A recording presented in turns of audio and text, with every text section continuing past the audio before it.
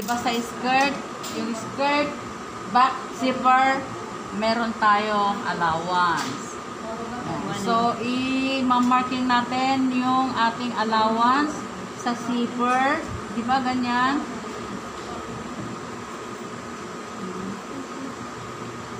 Ah, masama na. Madurog na.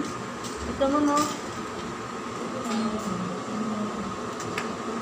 Maganda ba to? Di ba, ma? Kasing ganda mo yan, ma. Wow. Mas maganda naman ako.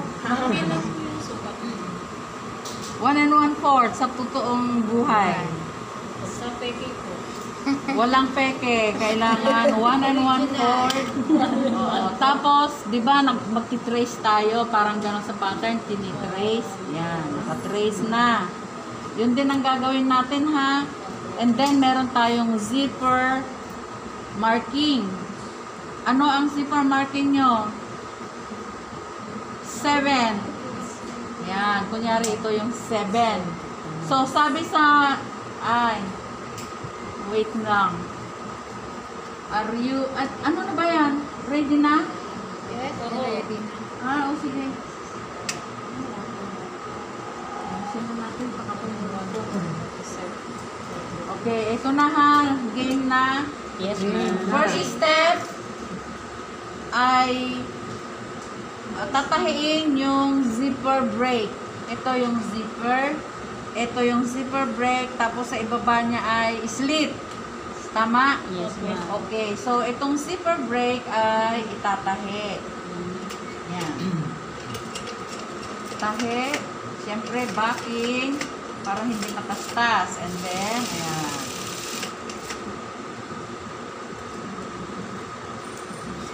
Okay.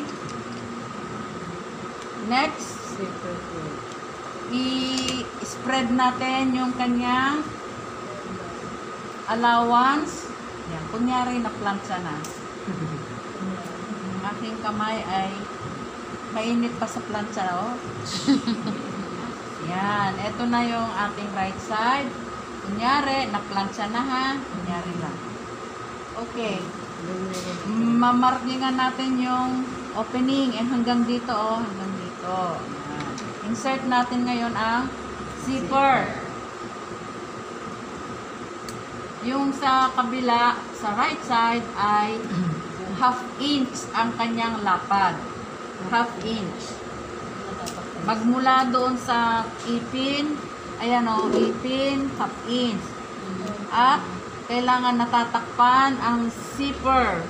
Kaya ang tawag dito ay zipper, overlap zipper. Ayan, overlap zipper. Ipin muna natin para hindi tayo magtastas. Ayan, 1/2 inch. Hanggang dun sa opening, dun sa biyak. Pagtapos ay lumiko na tayo.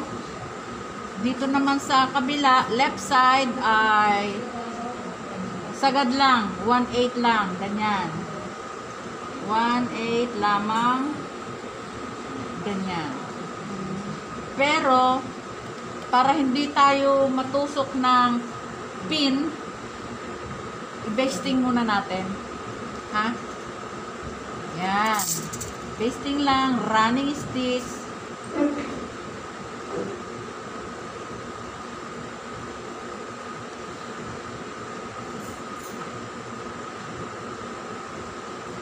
Ganyan, oh. Running stitch. Hanggang doon sa may opening. O, buwelta na tayo sa kabila para maalis din yung kanyang safety pins. Dapat yung ating allowance ay nakadikit or maliit lang ang distance sa zipper. Yan. So, wala na tayong pin, hindi na tayo matutusok. At saka, pagka naka-basting na ganito, makikita mo kung ano ang mali. Pwede mo pang habulin. Ay, mahirap humabol. baguhin. Pwede pa nating tastasin. Ay, may pinta ma'am. O, alisin. Testing natin, Yan. Okay? So, iingatan natin ang metal. Mas mabilis na ngayon ang magtahi. Okay. So, pag yung head o slider ay matatamaan ng pata o Sapatos. pata. Ayan. Ibaba natin yung ulo. Then, tahiin na natin. Backing. Ayan. And then, half inch lang ang kanyang allowance. Ito na naman si ulo, ilihis natin.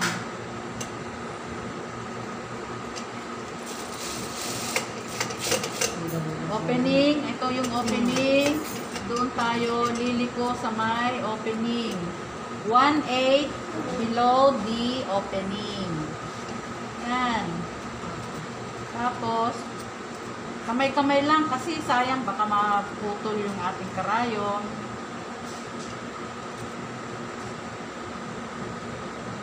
Ayun, may nakain. Ayun, matigas. Ay, matigas. Ipin lang yun. Yun.